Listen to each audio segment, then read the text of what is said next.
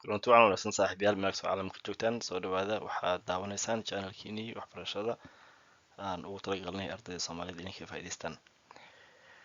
Caawa waxaan dul taagaynaa mowduuc yar oo markaasi aan u arko inuu muhiim yahay, dhammaan uuna muhiim u yahay ardayda ku jiraan jaamacadaha iyo kolejyaasha oo markaasi baranayaan maadooyinka ay ka midka yihiin businesska, xisaabaadka, maaliyadda, finance and economics iyo markaasi data analytics iyo waxyaabihii la halmaalo. Topiga caawa aan dul istaagayno waa statistics intiina badan waa taqaanaan. Wax laga wado waa branch xisaabta ka mid ah oo markaasi lagu taxliiliyo xisaabaadka ama lagu taxliiliyo populationada ama economiga wixii markaas subjectiga ah taxliilinaysid ayaa maaragtay loo adeegsadaa. Anaga waxaan adeegsan doonaa tusaale yariisa oo aan kasoo bixinay internetka.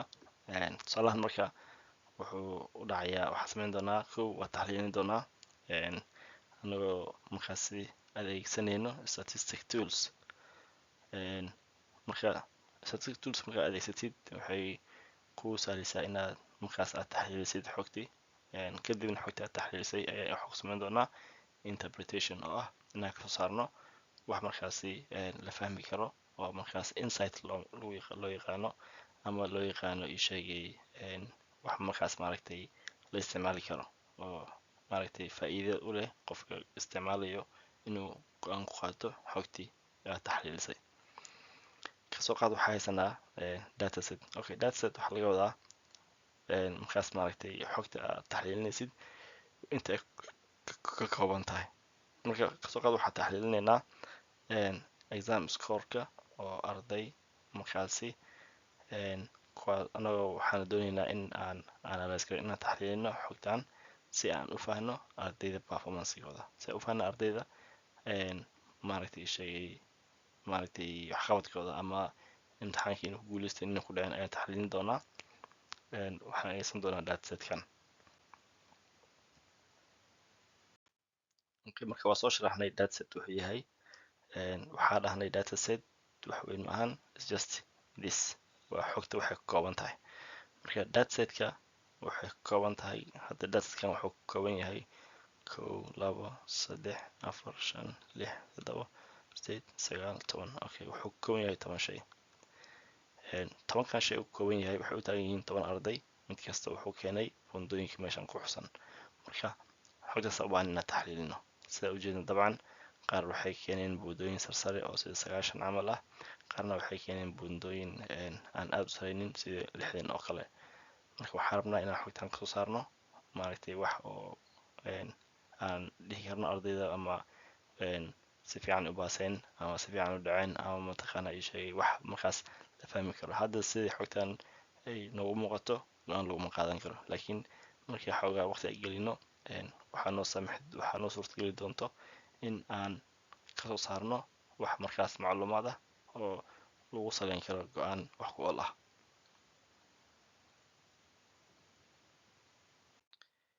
Okay, statistic tool koowaad oo maaragtay aan xogtaan u adeegsan doono waa midka loo yaqaano mean ama average.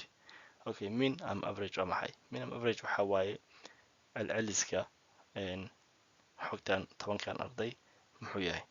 Marka qaabka loo xisaabiyo waxay ku xusan tahay hoos, laakiin kow aan isla fahno mean ama average wax laga wado waxaa weeye celceliska. Soo ardayda qaar buundo sare ay keeneen sida 90, qaarna buundo hoose ayay keeneen sida 60 ardayga keenay. Marka waxaan u baahanahay ardayda celceliska waa maxay scorekooda, waa maxay buundadooda inaan ogaano. Su-aashaas jawaabteeda ayay naga caawinaysaa markaan ka shaqeyno. Si marka aan xogtaas u helno, kow waxaan u baahanahay inaan isku dardarno dhammaan 10kii arday natiijada keeneen. Marka 10kii arday natiijadooda ayaan isku daraynaa, kadibna waxaan u qaybinaynaa 10 oo ah tirada guud ee ardayda si aan markaas u helno calaa arday averagekiisa.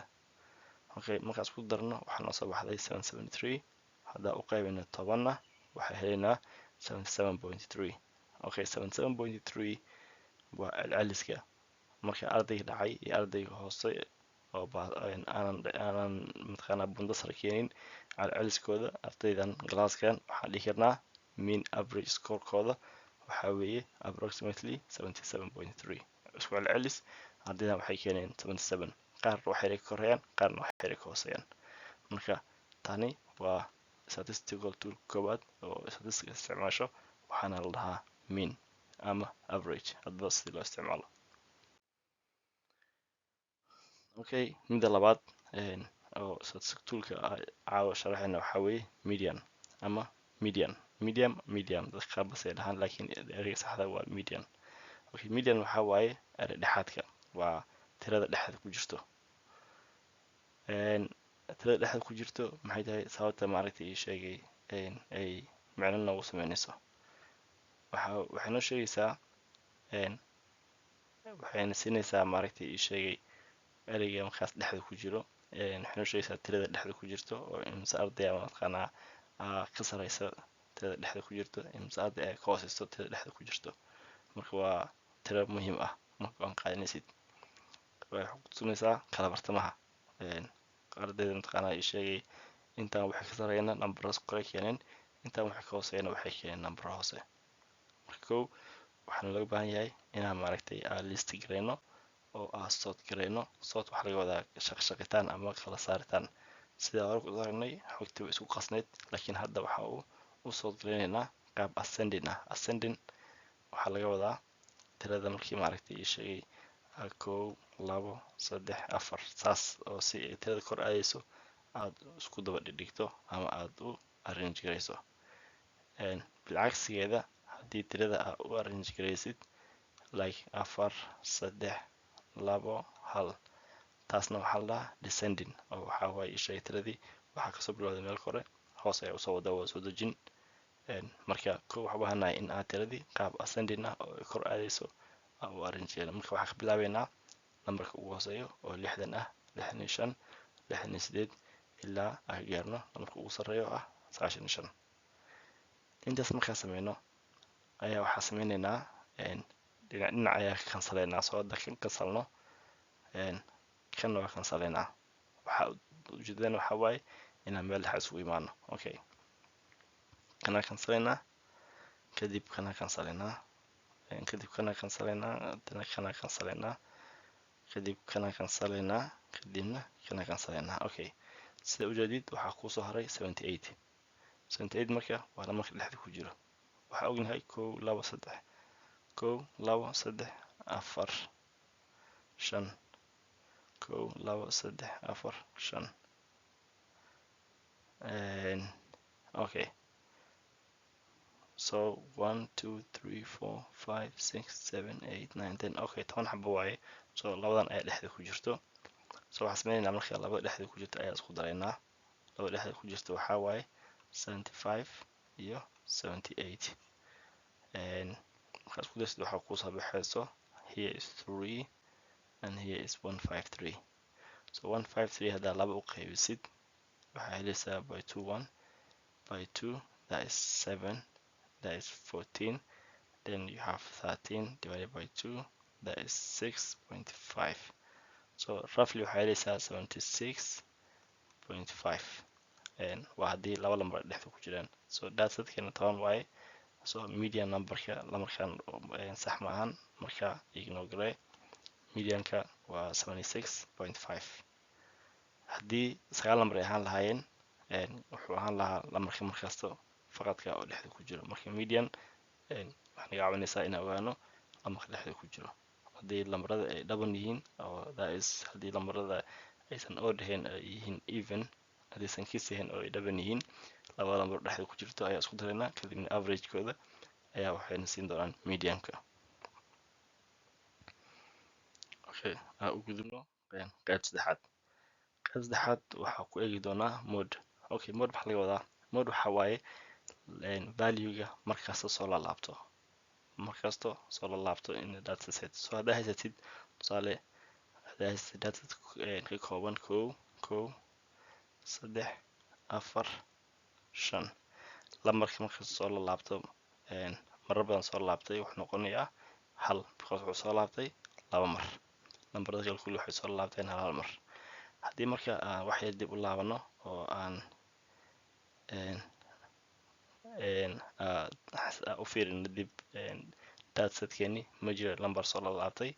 marka hadduusan soo laabanin waxa waaye mode ma jiro. marka mode lambar soo laabtay oo ardayda markasta ay keeneen ku celceliyeen ma jiro. taasaa marka waxay noo saamaxaysaa inay nooga jawaabto su-aasha ma number bundama waxaa jirto soo laabatay. haddii bundadaas soo laabatay waxaa ogaanaynaa arday badan in levelkooda understandingka uu halkaas yahay oo support badan markaas macalinka uu siiyo.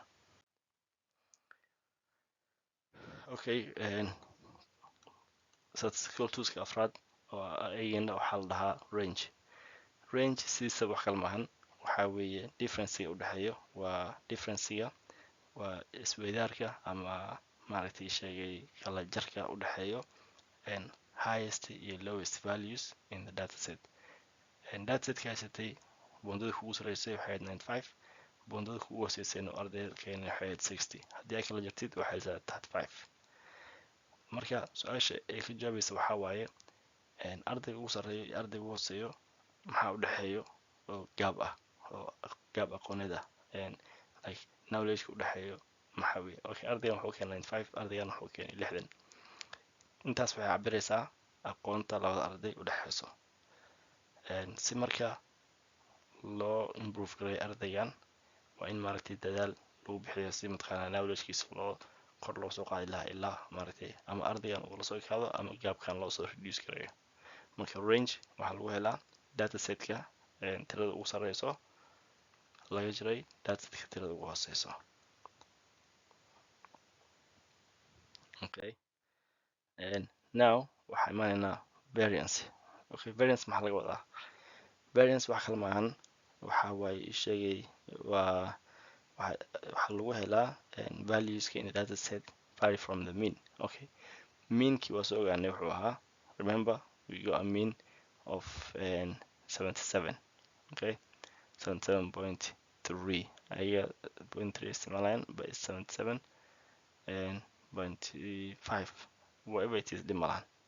marka variance waxaa lagu helaa meankii oo laga jaray the variance measures how much the values in the dataset vary from the mean. okay kasoo bilaab 75 waxaa ka jiraysaa datasetka mid kastoo ka mid ah ayaa waxaa kasoo bilaabaysaa 75 ayaa ka mid ahaa, waxaa ka jiraysaa celceliskii ardayda waxay keeneen, kadibna waxaa sameynaysaa waa square garanaysaa. so this is squared, so power 2. okay waxaa ku daraysaa kan ku xigo 82 ayuu ahaa oo arday uu keenay, averagekan wuxuu ahaa 77.3 oo ah meankii, kadibna waa square garanaysaa. saas ayaa ku haysaa ilaa aad gaartid ardayga u dambeeya. ardayga u dambeeya markaa gaartid ayaa waxaa sameynaysaa sheegay waxaa u qaybinaysaa datasetka intuu ka koobnaa oo ah 9 ama 10. hadda datasetka wuxuu ka koobnaa datasetkan wuxuu ka koobnaa 10 ayaga, laakiin hadda 9 ayay isticmaaleen waa tusaale but it's 9. waxay helaysaa the variance. okay the variance markaa heshid variancegan micnihiis waxaa waaye meeqa ayay ii sheegay datasetka oo dhan ayay ardayda meanka ay ka fog yihiin. okay celceliska arday kasta intuu ka fog yahay. so alla arday markaa samaysid saan waaye, laakiin markaa u samaysid ii sheegay markaa u samaysid dhammaantood waxay helaysaa tiradaas. okay now waxaa imaanaynaa standard deviation. standard deviation waxaa laga wadaa waa square rootka tiradii waxay represent garaysaa average deviation from the mean. the average deviation from the mean waxay cabirtaa celceliska average ahaan meeqa ayay ardayda ka fog yihiin meankii oo averageka. okay waxaa lagu helaa variancegii oo square root laga dhigay. remember markaan tan raadinaynay it was squaring, now we're going to square root and then you round to decimal place. that's how you get dhammaan measureskan ama tallaabooyinkan ama xisaabahan waxayna siiyaan insights waxaa laga wadaa xog dheeraad ah taasoo ku saabsan waxqabadka ardayda classka. Minka wuxuuna siiyaa average performance-ga oo ardayda. Medium-kana wuxuu naga caawiyaa inaan fahanno meesha dhexdhexaadka ah oo scoorka u badan yahay. Range-gan wuxuu naga caawiyaa inaan fahanno spreadka u dhexeeya scoorka iyo cadadda farqiga u dhexeeya scoorada. Variance-ga iyo standard deviation-kana waxayna siiyaan information ku aadan scoorka inta maaragtay uu ka fog yahay celceliska. So arday kasto celceliska intuu ka fog yahay. Ardayga 90ka keenay celcelis ahaan meeqa ayuu ka fog yahay average-kii. Su-aashaas ayuu ka jawaabaa. Intaas ayuu ku dhan yahay casharkeenii aan markaasi uga hadlaynay variance analysis-ka iyo data analysis-ka. Waa ku mahadsantihiin daawashada muuqaalkan. Sidii caadada ahayd waxaa ku kulmi doonaa muuqaal kale hadduu eebbe idmo. aad ayaa u salaamantihiin. Asalaamu calaykum.